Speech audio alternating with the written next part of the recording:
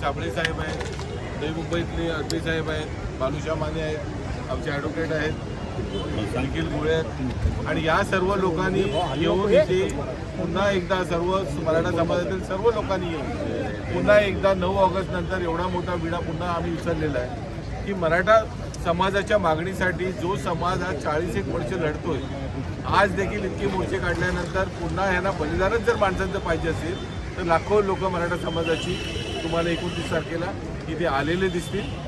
आतापर्यंत झालेले सर्व मोर्चे याच्यातनं काहीतरी फलित निघेल यासाठी आलेले सर्व लोक भ्रमनिराश झाली आणि आता पुन्हा एकदा शेवटची आरपारच्या लढाईसाठी आम्ही सर्व सज्ज होतो.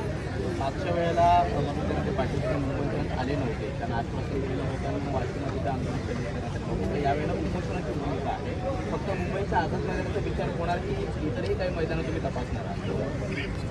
जर आत्तापर्यंत जेवढी आंदोलनं आपण सर्वांनी बघितलेली आहेत याच्यामध्ये कुठलंही मैदान हे आम्हाला पुरूच शकत नाही. तुम्ही अगदी मोठ्यात मोठे सर्व मैदानं मुंबईतली एकत्रित करा आणि दादांच्या आत्तापर्यंत झालेल्या ज्या सभा जर तुम्ही बघाल त्याच्यासमोर आपण कुठे तग धरू शकतो हे आपल्याला लक्षात येतं. त्यामुळे मैदान केवढं पाहिजे, केवढं असलं पाहिजे वगैरे हा नाही, जी आहे त्याच्यामध्ये आम्ही बसणार आणि आंदोलनाची जागा ही आहे, त्यामुळे इकडनंच आम्ही आंदोलन सुरू करणार.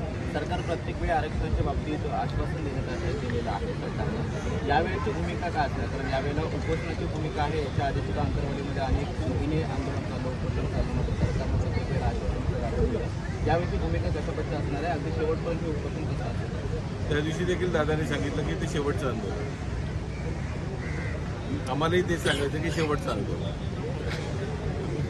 आणि त्यामुळे आज फक्त पाहणी करण्यासाठी जर तुम्ही बघू शकता, जर एवढी लोक तेवढ्या संख्येने फक्त मैदान पाहणीसाठी येत आहेत, ते का उगाचच मैदान पाहणीसाठी येत नाही. तुम्हाला समजलं गेलं पाहिजे की हे कशासाठी आलेले आहेत, केवढे आलेले आहेत. जर फक्त पाहणीसाठी जर एवढे लोक येऊ शकतात तर अख्ख्या मोर्चाला किती लोक असेल तुम्ही विचार करा. हा महिनाभराचा अल्टिमेटम आहे, गर्दी पाहणीसाठी आले. 3 महिन्यापूर्वीच अल्टिमेटम दिलेलं आहे, त्यामुळे महिन्याचा वगैरे काय अल्टिमेटम नाही आहे. मे महिन्यातच त्यांनी सांगितलं होतं की तारीख दिलेली होती. त्यामुळे अल्टिमेटम वगैरेचं काय नाही. आम्ही या तारखेला येऊन इथे उपोषणाला बसतो, ही आमची रोखठोक भूमिका आहे.